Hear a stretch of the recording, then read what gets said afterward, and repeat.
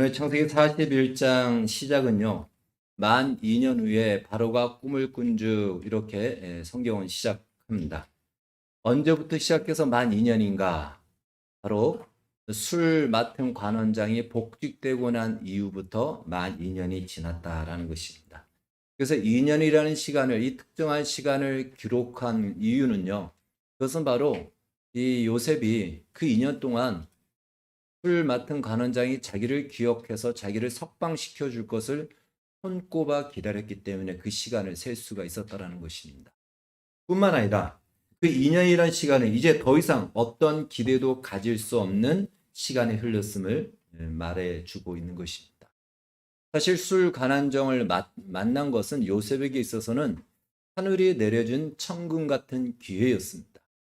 요셉은 이 기회를 잃어버리면 어쩌면 영원히 죽을 때까지 이 지하 감옥에서 살다가 죽을 수도 있었을 것입니다. 요셉도 이 사실을 잘 알고 있었죠. 그래서 억지로라도 그 기대와 희망을 놓지 않고 살았던 것이죠. 그래서 2년을 버텨왔는데 이제 2년의 시간이 지나면서 그 기대와 또 그 희망은 더 큰 절망과 좌절로 자리매김을 하게 되는 것입니다. 사실 현실적으로 복직된 술 맡은 관원장이 요셉을 석방시켜줄 그러한 가능성은 거의 없습니다. 차라리 현실을 빨리 받아들이고 빨리 현실에 적응하는 것이 아마 나았을 것입니다. 여기서 우리는 그 요셉이 그 지하 감옥에 있는 2년 동안 과연 어떤 생각을 가지고 살았을까 한 번쯤 생각해 볼 필요가 있다라고 여겨집니다. 물리적으로는 당연히 굉장히 불편하고요. 굉장히 힘들고 먹는 것도 제대로 먹지 못했을 것입니다. 매우 매우 힘들고 아마 고통스러웠을 것입니다. 그러나 그것보다 더 큰 고통이 있다면 무엇이었을까요? 그것이 제일 큰 고통이었을까요? 우리는 고난의 하신 하면 욥을 생각합니다. 욥의 고통을 생각하면요. 욥은 하루아침에 10명의 자녀들이 다 죽습니다. 그리고는 자기의 몸도 아주 극심한 피부병에 걸려서 기왓장으로 자기 몸을 긁어야지만이 겨우 살아낼 수 있는, 그러나 상처가 난 그곳을 또다시 긁는다는 건 너무나도 고통스럽죠. 그러한 아주 굉장한 큰 고통을 당하는 그 가운데 있었습니다. 오죽하면 차라리 나지 않았으면, 차라리 내가 엄마의 뱃속에서 유산이 되었으면 좋았을 텐데, 이렇게 자신의 태생을 원망할 정도였습니다. 그러나 욥에게 있어서 그 고통보다 더 큰 고통이 있었습니다. 그것은요, 내가 왜 이런 고통을, 이런 고난을 받아야 되는지에 대한 의문이었습니다. 쉽게 말해, 우리말에 매를 맞더라도 알고 매를 맞으면 차라리 나은데, 이 왜 맞는지도 모른 채 매를 맞는 것이 너무나도 억울해서 그 자체가 너무 더 큰 힘듦과 더 큰 고통이라는 것이죠. 마찬가지로 요셉도 그렇다라는 것이죠. 그런데 이러한 일이 세상에는요, 굉장히 많이 있습니다.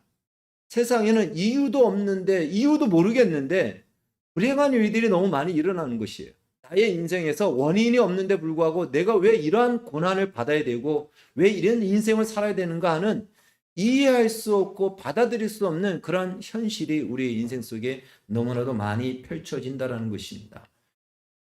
그러다 보니까 사람들이 인생이 무엇인가라고 고민하고 오래전부터 이런 것을 가지고 연구하다가 만들어낸 사상이 업보 사상입니다. 업보 사상은 바로 이래서 만들어졌다라고 저는 그렇게 충분히 예측을 합니다. 업보 사상은 일부는 맞고요, 일부는 틀립니다. 즉 이런 고통이 생겨난 것은, 이 업보라는 것은요, 어떤 조상의 누군가의 죄 때문에 이러한 지금 불행이 연속된다라는 것이죠. 넓은 의미에서 보면은 아담의 원죄 때문에 이러한 불행이 생긴 것이 맞습니다. 그래서 그거는 맞아요. 그러나 업보 사상에는 이런 것이 있죠. 업보는 바로 이러다 보니까 이것을 해결하기 위해서는 수없는 윤회와 업보를 갚는 이러한 인생을 통해서 그것이 갚아진다라고 생각합니다. 근데 그렇게 되려면요, 몇만 년이 지나야 됩니다. 여러분 한 번도 경험해보지 않고 확인되지 않았기 때문에 증명할 수 없는 것이죠. 그것은 틀린 것입니다. 사실 이 죄는, 그 죄는 한 번 지은 죄는 돌이킬 수 없고 그 죄는 반드시 값을 지불해야 되고 그 값은 바로 사망이라는 죄값을 지불해야지만이 사라질 수 있는 것입니다. 그렇기 때문에 사람들이, 이 복음을 모르는 사람들은요, 사람들은 고통을 받는 것을 그냥 받을 수가 없어요. 동물하고 다르거든요. 내가 왜 이런 고통을 받아야 되지? 내가 왜 이런 인생을 살아야 되지? 이 문제가 해결되지 않으면 사람은 살아낼 수가 없는 거예요. 어떤 이유로든지 그걸 받아들여야 되는 거예요. 그래서 업보를 받아들이는 거예요. 아, 그래. 우리 조상이 혹은 누군가가 이런 죄를 지었기 때문에 그 업보를 갚기 위해서 내가 이러한 고난을 받는 것이지. 그렇게 받아들이는 것입니다. 지금도 수많은 사람들이, 특별히 저 힌두권과 불교권에 있는 사람들은요, 다 이걸 받아들여요. 그래야지만이 오늘 살 수 있기 때문에 그렇습니다. 그러니까 그들에게 정말 복음이 필요한 것이죠. 요셉에게 있어서 가장 큰 고통은 무엇인가? 왜 나에게 이런 일이 일어났는가? 이것이 아마 가장 큰 의문이고 고통이었을 것입니다. 그러나 이것은요, 요셉이 총리가 되고 난 이후에 훨씬 뒤에 깨닫게 됩니다. 되지 못해요. 당장 요셉이 지금 당하여져 있는 가장 큰 고통, 감옥 속에 있는 이 요셉에게 있어서 가장 큰 고통이 있다면 그것은요, 더 이상 어떤 희망도 가질 수 없다는 것입니다. 단테의 신곡 지옥편에 보면은 그 지옥의 입구에 이런 문구가 써져 있습니다. 여기서부터는 모든 희망을. 여러분, 지옥이 어떤 곳일까요? 물론 지옥의 가장 큰 형벌은 유황 불못입니다. 그 불못에 들어가서 살아야 되는 거예요. 그건 정말 끔찍스러운 고통이죠. 물리적인 고통입니다. 그러나 그것도 1년만 산다라고 한다면 차라리 살아낼 수가 있습니다. 진짜 지옥인 이유는요, 지옥에서는 어떤 기대도 희망도 가질 수 없다라는 것입니다. 그것이 지옥인 것입니다. 그렇기 때문에 우리가 살아가면서 우리 각자의 인생 속에서도 정말 한 1%의 어떤 희망도 없이 살아간다면 그것은 살아있지만 살아서 지옥을 경험하는 것과 같은 것이죠. 그런 의미에서 요셉의 이 감옥살이는 이제 2년이 지나면서 어떤 희망도 가질 수 없는, 아무리 애써 억지로라도 가지려고 해도 이제는 가질 수 없는 그러한 지옥의 삶이 시작되어지는 그 시간이었습니다. 요셉은 40장 23절에 나왔듯이 술 간원장으로부터 잊혀진 존재가 되었습니다. 아마 요셉의 형들도 이제는 요셉을 잊어버렸을 겁니다. 요셉을 아는 모든 사람들은 다 요셉을 잊어버렸습니다. 여러분, 누군가에게 잊혀진다라는 이것은요, 굉장히 큰 슬픔이고 두려움입니다. 죽음을 두려워하는 이유가 무엇일까요? 내가 죽으면 사람들이 나를 잊어버린다라는 것에 너무나도 큰 두려움과 슬픔이 있는 것이죠. 요셉을 모두가 다 잊어버렸습니다. 그러나 사람에게는 잊혀진 존재였지만 하나님은 요셉을 기억하고 있었습니다. 오늘 41장에 이제 하나님이 요셉을 기억하는 방식, 어떻게 요셉을 기억하고 있는지를 나타내는 시작이 되는 것입니다. 41장 1절을 보면요, 바로가 꿈을 꾼 주, 이렇게 성경은 시작한다라고 했죠. 애굽의 왕 바로가 꿈을 꿨습니다. 그 꿈 이야기가 1절에서 7절과 오늘 우리가 읽은 14절에서 24절에 두 번 반복해서 그 이야기가 나오고 있습니다. 바로가 꿈을 꾸는 것과 하나님이 요셉을 기억하는 것이 무슨 상관이 있을까요? 당구를 치시는 분들은 아실 겁니다. 당구에 보면은 3쿠션이라고 있습니다.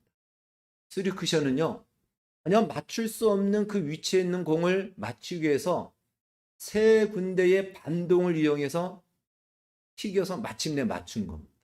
즉 기막히죠. 그래서 당구를 잘하는 사람은 3쿠션을 아주 잘하는 사람입니다. 참고로 저는 당구를 잘 못합니다. 그냥 알고만 있을 뿐입니다. 그런데 하나님께서 즐겨 쓰시는 방법이 바로 이 3쿠션 방식이라는 것입니다. 하나님은 3쿠션의 대가입니다. 막힙니다. 자, 바로가 꿈을 꿨습니다. 평범한 꿈이 아닙니다. 그것도 연속으로 꿈을 꿉니다. 이거는 우리가 읽은 내용처럼 두 가지의 이야기인데 하나의 이야기예요. 처음에는 아주 토실토실한 소 7마리가 나왔는데 조금 있다가 아주 흉한 몰골의 소 7마리가 나와서 그걸 다 잡아먹습니다. 그런데도 여전히 몰골입니다. 다시 또 꿈을 꾸는데 아주 튼실한 이삭이 나오는데 7 이삭이 나왔는데 조금 있다가 동풍이 불어오더만 아주 흉측한 마른 이삭이 나와서 그것을 다 잡아먹습니다. 꿈이니까 그게 가능한 거예요. 도대체 이 꿈이 무엇인가? 요새 이 바로가 생각하기에도 이 꿈은요 평범한 꿈이 아닌 거예요. 뭔가 신의 계시가 있는 같은 그런 꿈인 것입니다. 그래서 이 애굽에 유명하다라고 하는 모든 점쟁이를 다 불러드립니다. 그리고 애굽 왕 바로가 이 꿈 이야기를 합니다. 내가 이런 꿈을 꿨는데 해몽을 하라. 점쟁이들을 유명하다는 점쟁이 다 불러오고 그 당시에 박사라고 하는 사람들도 다 불러들어서 이야기를 했지만 아무도 그 꿈을 해몽하지 못하는 것입니다. 그때서야 술관원정이 요셉을 기억하기 시작합니다. 기억해냅니다. 만약 중간에 어떤 사람이 가짜로라도 꿈은 이렇습니다라고 만약에 해석을 했다면 아마 요셉을 기억하지 않았을 것이고 요셉이 기억나지 않았을 것입니다. 그러나 아무도 해석하지 못하고 바로는 계속해서 이 꿈을 해석할 자를 찾아오라고 하니까 술관원정이 자기의 2년 전에 그 기억을 떠오르면서 요셉, 그가 나의 꿈을 해몽하였고 그 꿈대로 내가 복직되었지. 그걸 비로소 기억해내는 것입니다. 그러니까 잘 보십시오. 하나님이 요셉을 기억하는 방식이 어떠냐면 직접 찾아와서 요셉아 내가 너를 기억한다. 걱정하지 말고 두려워하지 말아라. 이렇게 말씀하시지 않는다라는 것이에요. 여러분 우리는 그걸 원하죠. 하나님이 직접 나에게 그렇게 말씀 좀 해주시면 참 좋겠다라고 생각하는데 그럴 수도 있지만 하나님이 쓰시는 방식은 쓰리쿠션이라는 것입니다. 자, 제일 먼저 하나님이 공을 치십니다. 바로에게 꿈을 꾸게 합니다. 한번 반동이 됐죠. 두 번째, 애굽에 있는 모든 재상들과 유명하던 사람들을 다 불러들여서 그 꿈을 해몽하라고 합니다. 근데 그들이 꿈을 해몽하지 못해요. 두 번째 반동이 폈습니다. 그때서야 술관원장이 요셉을 기억합니다. 세 번째, 마침내 이제 요셉을 기억하고 요셉을 불러일으키는 쓰리쿠션이 이루어진 것이죠. 원래 주인공은 항상 마지막에 나타나죠. 지금 애굽이라는 아주 대국이 왕이 있고 모든 재상들이 다 모여 있습니다. 그 자리에서 요셉을 불러와라. 요셉이 수염을 깎고 옷을 입고 모든 사람들이 모여 있고 그 앞에 딱 등장합니다. 이 하나님이 쓰시는 방식이에요.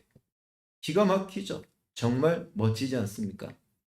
그러니까 하나님께서 요셉을 기억하는 방식이 어땠냐면 한 나라를 동원했다는 것이에요. 한 나라의 왕을 동원했고요. 한 나라에 있는 모든 재상들을 다 동원시켰다는 것입니다. 요셉 한 명을 위해서. 그것이 하나님이 요셉을 기억하는 방식. 요셉아, 내가 너를 잊지 않고 있다. 그렇게 나타내신다는 것이죠. 여러분 이것은요 요셉만이 아닌 것입니다. 우리 한 사람, 여러분과 저, 우리 각자 한 명 한 명을 하나님이 기억하는 방식이기도 합니다. 어떤 사람들이 이렇게 질문하죠. 만약에 이 지구에 나 혼자만 있었다면 하나님이 과연 예수님을 보내셔서 십자가에 죽게 하셨을까? 나 혼자만 있었다면. 그래도 하나님은 그렇게 하십니다. 그렇게 우리 한 사람 한 사람을 하나님은 기억하시고 사랑하시고 우리를 그의 마음에 두고 있다는 것입니다. 이것이 창세기 41장에 기록된 하나님이 요셉을 기억하는 식입니다. 드디어 요셉이 바로 앞에 섭니다. 바로가 요셉을 향하여 이렇게 이야기하죠. 내가 듣기로 너는 꿈 해몽에 탁월한 능력이 있다고 들었다. 만약에 왕이, 한 나라의 왕이 이런 이야기를 하면 대부분은 겸손한 표현으로, 겸손한 태도로 이렇게 얘기하죠. 네, 부족하지만 조금 합니다. 이 정도면 그래도 겸손한 사람입니다. 그러나 요셉은요, 이전에 창세기 40장 8절에서 이 술관원장에게 이야기했듯이 여기서 더욱 담당하게 이렇게 얘기하죠. 자신의 능력이 아닌 하나님의 은사로 이 꿈을 해몽한다는 것을 이렇게 얘기합니다. 요셉이 바로에게 대답하여 이르되 내가 아니라 하나님께서 바로에게 편안한 대답을 하시리이다.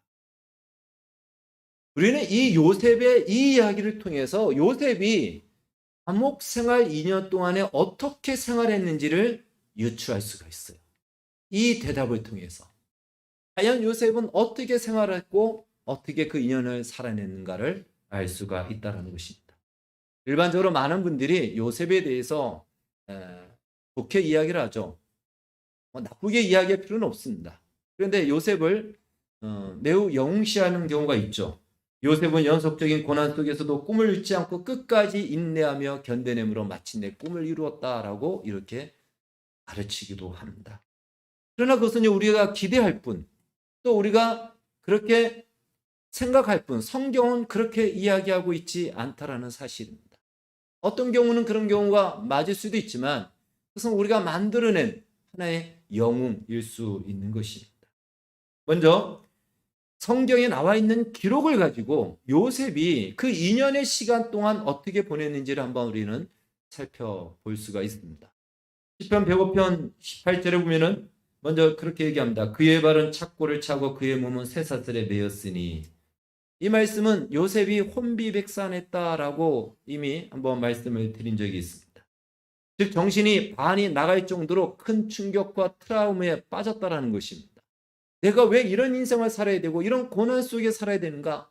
그리고 그 지하 감옥에서 언제 나갈지도 모르는 이러한 충격에 빠져서 요셉이 혼이 나갈 정도로 그 현실에 두려움과 무서움과 그리고 고통과 고난을 겪고 있었다라는 것입니다.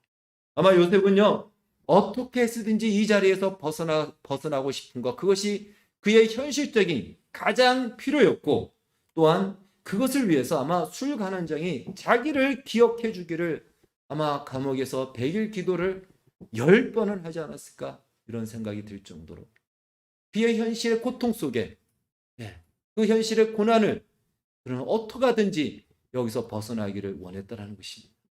그걸 그냥 고난이야 와라, 나는 견디고 이겨낼 것이다, 나의 꿈은 그래도 사라지지 않을 것이다, 그러지 않았다라는 것이에요. 요셉의 현실은 너무나도 견디기 어려울 정도로 고통스러웠다라는 것입니다. 성경이 그것을 말해주고 있다라는 것입니다. 자, 두 번째는 그렇다고 해서 요셉이 우울증에 걸려서 식음을 전폐하고 그냥 불어 누워서 살았느냐? 그렇지는 않다라는 것이에요. 성경에서 이미 말씀하고 있듯이요, 보디발의 집에서도 그렇고 이 감옥 안에서도 요셉은요 성실했습니다. 그래서 총무로서 인정을 받고 재반 업무들을 맡아서 했죠. 여러분, 그것은 요셉이 대단해서가 아니고요, 이것은 하나님의 은혜인 것입니다. 아마 요셉이 천성적으로 낙천적이었던 사람이었던가, 아니면은 생존 본능이 아마 정말 뛰어났던 사람인가, 아마 둘 중에 하나겠죠. 아니면 혈액형이 B형이던가. 네. B형은 어떤 많은 경우가 그러한 고난 속에서도 잘 적응하고 견뎌내는 사람이죠. 우리가 알고 있지 않습니까? A형은 암이 걸려서 죽어요. 그런 고난이 오면. 아마 요셉의 어떤 특성이 있을 겁니다. 현성적으로 낙천적이었던가, 아니면 생존 본능, 살아야 되겠다라는 그것이 발동해서 살아냈을 겁니다. 그것을 가지고 요셉을 미화할 이유는 없습니다. 단지 요셉이 그런 성격을 가졌다 할지라도, 혹은 그러한 천성을 가졌다 할지라도 그것은 하나님의 은혜인 것입니다. 이것이 성경이 말해주고 있는 실상인 것이죠. 세 번째는요, 요셉의 신앙입니다. 요셉이 하나님이라는 말을 언급한 것은 오늘 성경에 나와 있는 것을 포함해서 3번입니다. 첫 번째는 보디발의 아내가 유혹할 때 하나님 앞에 내가 이 큰 득죄를 어찌하오리까, 할 수 없다. 하나님 앞에서 이 득죄를 할 수 없다. 죄를 지을 수 없다라고 고백합니다. 그러니까 요셉이 형들한테 사실은 살림을 당하고 버림을 받았는데 불구하고 하나님을 믿는 신앙을 버리지 않았다는 것입니다. 여러분, 우리가 어떤 어려움이 생기면요, 신앙이 없던 사람은 어려움이 생기면 오히려 신앙을 가지는 경우가 있습니다. 그런데 신앙을 가진 사람이 어려움이 오면 어떻게 하나님이 나에게 이런 고난을 줄 수 있지 하면서 신앙을 버리는 경우가 종종 있습니다. 오히려 시험이 들어요. 그런데 요셉은 신앙은 버리지 않았어요. 그것도 하나님의 은혜죠. 그런데 자, 거기서 신앙을 지켰습니다. 신앙의 양심을 따라서 어쩌면 그곳을 편안하게 살 수 있는 기회였지만 이 보디발의 아내의 유혹을 물리쳤습니다. 그러면 상을 받아야 되지 않겠습니까? 하나님이 인정해 줘야 되지 않겠습니까? 그런데 오히려 누명을 쓰고 감옥에 들어갑니다. 그러면 그때는 정말 시험에 드는 것이죠.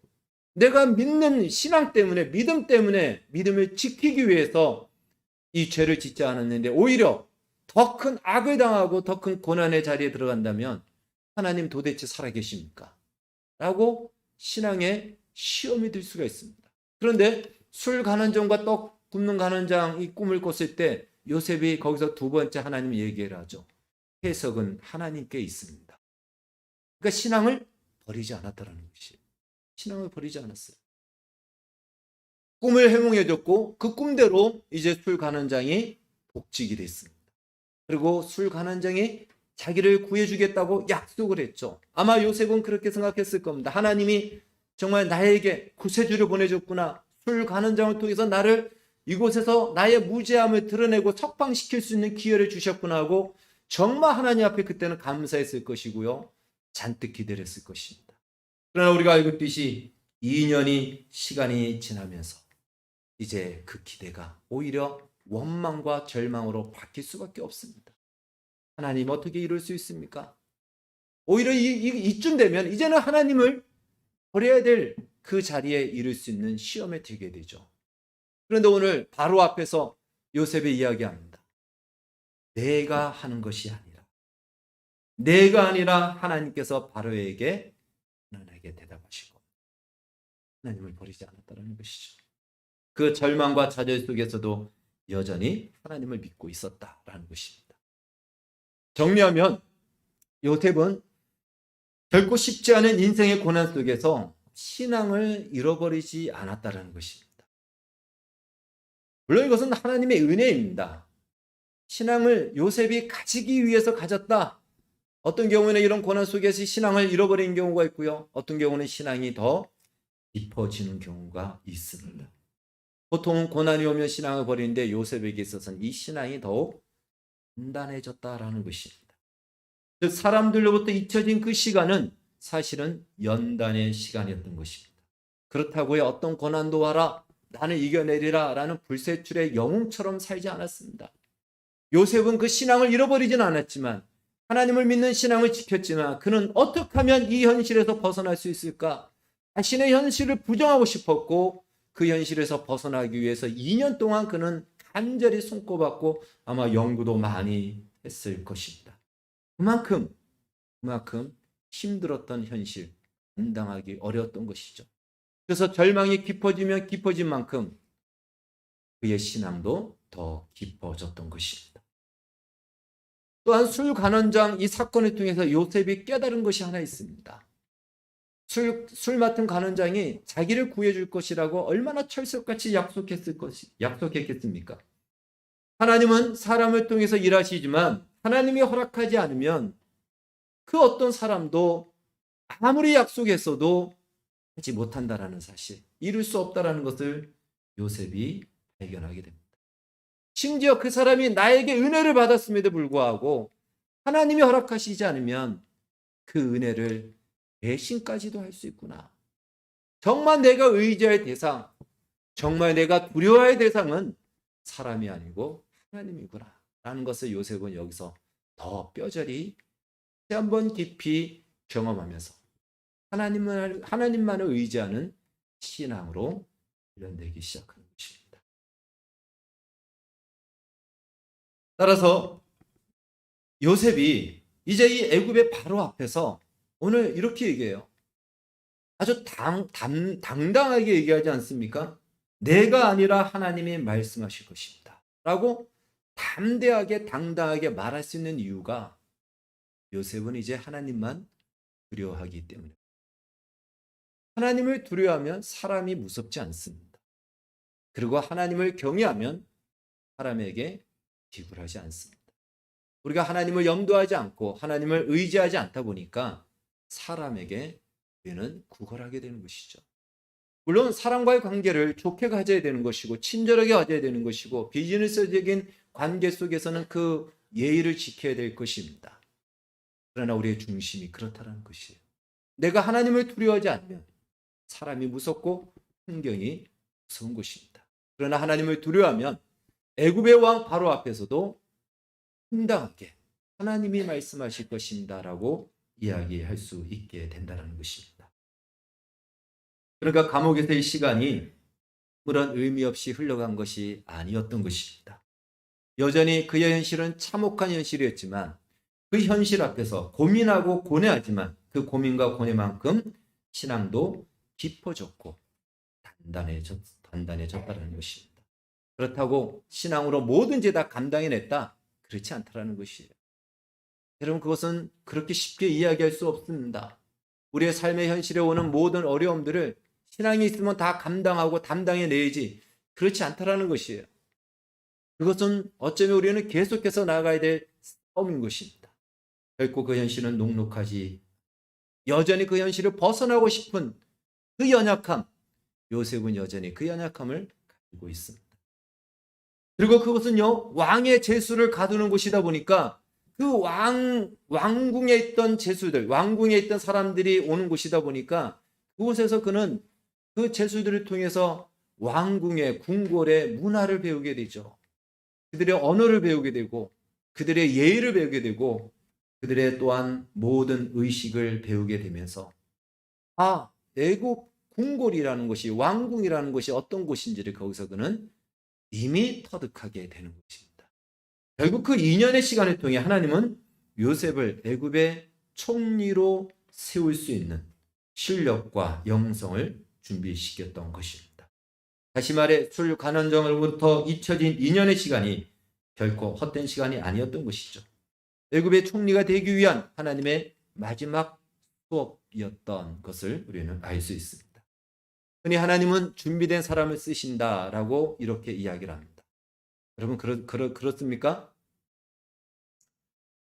어떤 경우는 맞고요. 어떤 경우는 어떤 사람에게는 절망의 소리가 됩니다. 나는 준비 안 됐는데. 그럼 나는 이제 끝장이란 말인가? 그래서 정확히 말한다면요, 하나님은 준비시켜서 쓰신다. 준비시켜서 쓰십니다. 비록 지금은 내가 준비되지 않았다 할지라도 하나님은 얼마든지 나를 준비시키셔서 하나님이 원하시는 그 자리에, 하나님의 비전을 이루는 자리에 우리를 사용하신다라는 것입니다. 그렇다면 요셉처럼 우리에게도 어떤 이유로든지 내가 실수와 나의 잘못으로 인한 것인지 아니면 나와 상관없이 심지어 억울한 누명을 쓰고 감옥에 갔던 요셉처럼 그런 애매하고 내가 선택하지 않았음에도 불구하고 참으로 고난이라는 그 터널과 그 구덩이에 빠지듯 인생의 깊은 수렁에 빠진 시간이 주어질 때, 그리고 그 시간이 언제 끝날지 모르는 막막한 현실, 그 현실일 수 있다는 것입니다. 사람들로부터 잊혀지고 사람들로부터 투명인간 취급받는 그러한 우리의 현실을 사는 바로 그때를 우리는 경험할 수도 있다는 것입니다. 그러나 그 시간은 어떤 시간이라고요? 요셉의 예를 보니까 그 시간은 연단의 시간이었던 것입니다.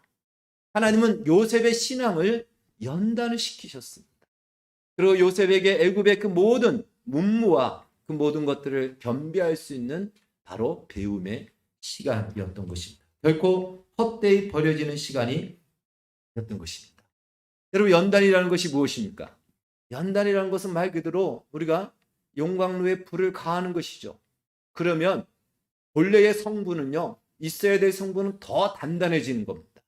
그 어떤 외부의 그 뜨거움을 견뎌낼 수 있는 단단함으로 단단해지고요, 불필요한 것들은 다 떨쳐져 나가는 것입니다. 그래서 이 성분이 분명한 캐릭터, 분명한 성격을 가지게끔 만드는 것이죠. 그래서 우리에게 연단의 시간이라는 것은 무엇이냐면 우리 안에 많이 섞여 있는 것들을 하나님께서 그 중에서 아닌 것들은 떨쳐내고 진짜인 것들은 더 단단하게 세우는 것이 연단의 시간인 것입니다. 그러면 단단해져야 될 것이 무엇일까요? 하나님이 왜 우리에게 정말 우리가 선택했던, 우리가 선택하지 않았던 고난의 그 깊은 수렁에 우리를 빠지고 언제 끝날지 모르는 그 시간의 현실로 우리를 부르십니까? 그곳에서 정말 있어야 될 것이 있거든요. 그것은 무엇이죠? 하나님께 가까이 나아가는 것입니다. 하나님께 가까이 나아가는 것은 더 우리에게 튼튼하게 단단해져야 되고요. 버려야 될 것들이 있습니다. 그것은 무엇이죠? 내 마음대로 살겠다라는 나의 아집과 고집 좀 버려야 되는 것이죠. 내 마음대로 살고 싶지만 그것이 안 되는 거예요. 그 연단의 시간 동안 그것이 안 되므로 그걸 포기하고 내려놓게 된다는 것입니다. 그런데 많은 사람들이 이 과정을 외면한다는 것이에요. 이 고난의 현실이 오면 하나님이 계시는데 어떻게 내 인생이 이런 고난의 현실을 맞이하도록 하나님은 나를 내버려 두는가? 왜 나를 기억하지 않는가? 라는 원망과 시험에 빠집니다. 그러다 보면 신앙생활은 하지만 하나님과의 교제가 없습니다. 신앙생활은 하지만 하나님께 가까이 더 이상 나아가지 않습니다. 언제나 하나님을 만나기 전 10m 앞에서 멈춥니다. 우리의 영적 성장은 평생 거기서 중단하게 되는 것입니다. 사랑하는 여러분, 고난의 터널에 들어가 보셨습니까? 고난의 깊은 터널에 들어가면요, 한 치 앞도 보이지 않는 사방이 깜깜합니다. 아무것도 보이지 않습니다. 왜 하나님은 우리를 왜 그리로 부르실까요? 말씀을 준비하면서 이 부분을 묵상했습니다. 왜 하나님 우리를 고난의 깊은 터널로 부르실까? 여러 가지 이유가 있겠지만요, 그곳에 가야, 아무것도 보이지 않아야 우리가 보는 것을 붙잡지 않습니다. 그렇지 않으면 우리는 보이는 것을 계속 붙잡아요. 보이는 것을 붙잡다 보니까 하나님을 보지 못합니다. 하나님이 깜깜한 터널 속에 우리를 집어넣으므로 붙잡을 것이 아무것도 보이지 않음으로 말미암아 비로소 진짜 봐야 될 하나님을 보게 되는 것입니다. 한마디로 이제 하나님이 나와 너와 톡대로 만나자. 나와. 그 자리가 바로 고난의 깊은 터널인 것입니다. 그러니까 그곳이 바로 요셉에게는요, 지하 감옥이었고요, 우리에게는 현실입니다. 그러니까 사방이 깜깜하고 정말 아무것도 보이지 않는 바로 그런 현실이라면 여러분, 그것은 하나님께 집중하라는 100% 하나님의 사인이라는 사실을 잊지 마십시오. 그것은 하나님이 나를 봐라, 나에게 가까이 나오라는 하나님의 부르심이라는 그 사실을 결코 잊지 마십시오. 그건 100%입니다. 바로 그 자리로 우리를 부르시고 있다는 것입니다. 만약에 그 자리로 들어가기를 싫어한다면 우리는 평생 훈련만 받고 쓰임은 받지 못하는 인생으로 끝날 수가 있다는 것입니다. 요셉이 총리가 되기까지 겪었던 모든 경험과 시간, 결코 헛된 시간이 아니었습니다. 너무 고통스럽고 당시에는 이해할 수 없었지만 그 과정을 통해서 하나님께 더 가까이 나가는 연단의 기회였습니다. 그리고 마침내 하나님께서는 한 나라와 왕과 역사를 무대로 만들고 요셉을 등장시킵니다. 정말 멋진 무대 아니겠습니까? 그동안의 모든 시간은 하나님의 사람으로서 또 총리가 되기 위한 현장 수업이었던 것이죠. 로마서 8장 28절에 하나님을 사랑하는 자, 곧 그 뜻대로 부르심을 입은 자에게는 모든 것이 합력하여 선을 이루시리라. 이 말씀이 현장이 된 것입니다. 물론 총리가 되는 것이요, 최종 목적은 아닙니다. 최종 목적은 이후에 살펴보겠지만 최종 목적은 다른 데 있습니다. 그 최종 목적을 이루기 위해서 도달해야 될 목표가 어디냐면 총리였던 것입니다. 그러나 그 목표에 이르러야 그 다음 목적을 이루기 때문에 총리의 자리에 이르게 한 것입니다. 우리도 마찬가지입니다. 여러분, 우리의 목적은 무엇이죠? 우리의 인생의 목적은요, 하나님의 영광입니다. 하나님의 영광이라는 이 비전과 목적을 위해서 하나님은 우리에게 이 땅에서 살아가면서 우리가 도달해야 될 목표 지점을 설정하시고 그리로 우리를 이끌어 가십니다. 그러니까 어떤 목표를 가지고 있든지 어떤 비전을 가지고 있든지 바로 하나님의 영광이라는 이것을 위해서 나의 목표가 존재하고 내가 부자가 되고 내가 유명한 선수가 되고 유명한 사람이 되는 모든 것이 다 이 하나님의 영광이라는 목적을 위해서 존재하고 있다는 사실을 잊지 마시기를 바라겠습니다. 하나님은 얼마든지 요셉을 하루아침에 총리가 되게 하실 수 있습니다. 왜 못하시겠습니까? 그러나 총리에 걸맞는 실력을 키우고 신앙의 연단이 필요했기에 요셉이 꿈을 꾼 후 13년이라는 시간을 지나고 난 뒤에 그 자리에 이르게 하였습니다. 따라서 우리의 인생 속에서 우리가 원하든 원치 않든 경험되어지는 실패와 절망과 좌절의 그 모든 시간은요, 우리를 준비시키고 우리를 연단시키기 위한 하나님께서 그 재료로, 소스로 사용하신다는 것입니다. 그 과정임을 기억하십시오. 그리고 그 시간표 안에 내가 있다면 그 시간을 활용하셔야 됩니다. 가만히 있어서는 안 되는 것이죠. 가만히 있는다고 해서, 시간이 지난다고 해서 다 쓰임받는 것이 아닙니다. 요셉은 고난의 연속이 오고 시험의 연속이 오고 실망의 연속이 왔지만 그 신앙은 더 단단해졌듯이 그 시간표 안에 있다면 하나님께 더 가까이 나가야 되는 것입니다. 여러분, 그것은 하나 우리가 요셉을 통해서 배워야 할 부분입니다. 정말 시험이 오고 신앙을 지켰는데도 시험이 오고 시험이 오면 신앙을 버릴 터인데 하나님께 가까이 나아가기를 포기하지 않았다는 것입니다.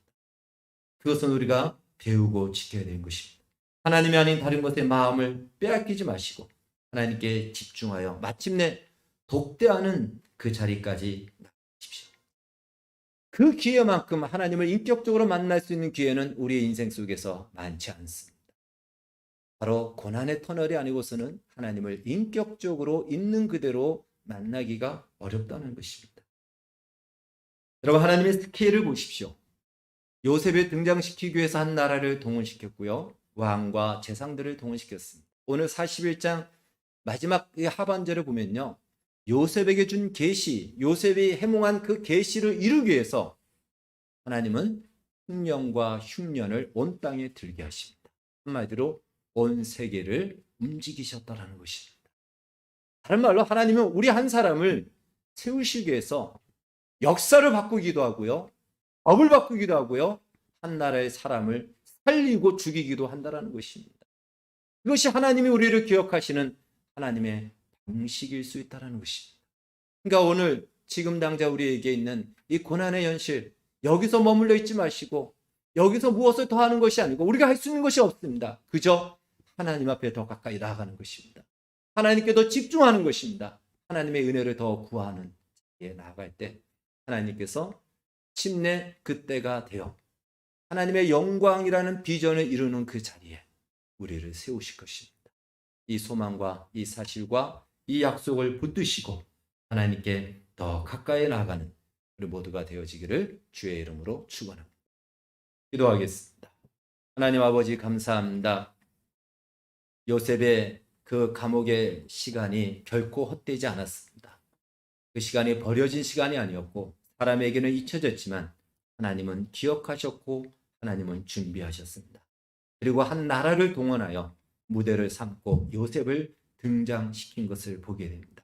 하나님, 우리의 인생 속에 우리 중에도 이러한 고난의 시간표 속에 있는 분들이 있다면 절망과 원망과 또한 그곳에서 분노와 좌절 속에 빠져있지 않게 해주시고 우리가 할 수 있는 것이 연약하지만 하나님께 집중하고 하나님께 가까이 나가기를 힘써 마침내 이 연단의 과정을 통해서 하나님이 쓰시는 인생이 되게 해주시고 하나님이 세우시는 인생으로 서게 하여 주시옵소서. 예수님의 이름으로 기도하옵나이다.